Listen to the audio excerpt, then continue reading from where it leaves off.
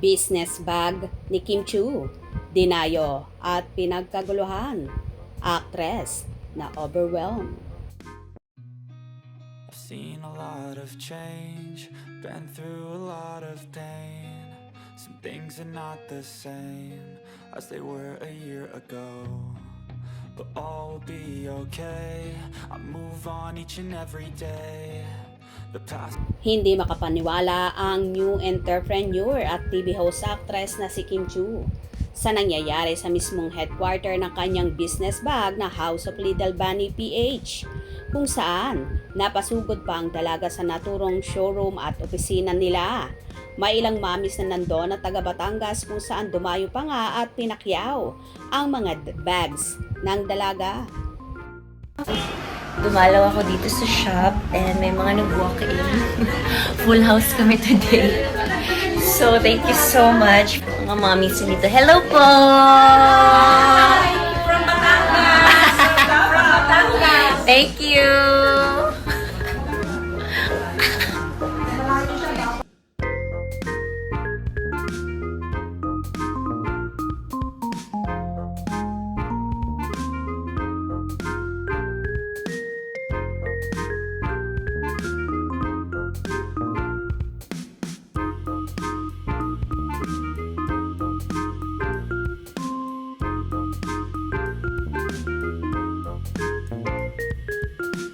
Well, hindi nga makapaniwala ang actress sa nagaganap sa kanyang bag business.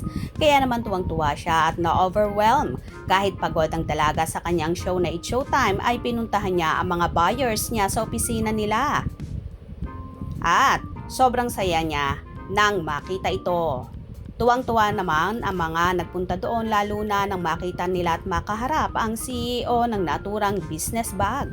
Sulit nga ang pagbili nila. Bukod sa good quality ang naturang bags, abay, hindi ka talaga mapapahiya kung ito ay ipapangregalo mo dahil genuine leather talaga ito na kahit nga ang BFF ni Kimi na si Bella Padilla ay dalawa agad ang binili na tote bag kung saan magkaiba ng kulay at nagbahagi pa nga ang actress ng video kung saan nakatagpa si Chinita Princess at ayon pa nga sa actress. So excited na siyang gamitin ang kanyang House of Little Bunny bags.